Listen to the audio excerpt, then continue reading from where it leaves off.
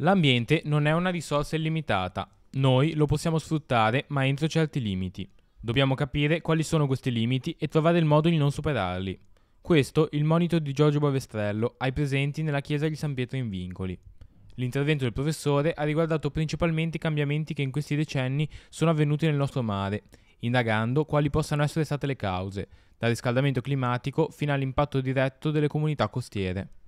I cambiamenti sono stati veramente molteplici e a tantissimi livelli. Prima di tutto sono cambiate le comunità di animali, perché molte specie di pesci, ma anche di invertebrati che una volta vivevano in acque meridionali, ora trovano le condizioni adatte per vivere anche all'estremo nord del Mediterraneo, dove si trova per l'appunto il Mar Ligure e Portofino. Altre specie addirittura sono penetrate dai mari tropicali, sia attraverso la soglia di Gibilterra, sia attraverso il canale di Suez, e si sono impiantate qui da noi. Naturalmente tutto questo ha prodotto dei riarrangiamenti dei rapporti nelle comunità marine. Poi gli effetti più impressionanti che ci sono stati proprio a partire dal 2000 sono state una serie di morie di organismi marini, la più impressionante di tutte proprio nella tarda estate del 1999, quando una massa di acqua calda sfiorò il Mar Ligure uccidendo milioni di organismi marini. Per fare un esempio, il promotore di Portofino era un sito tipico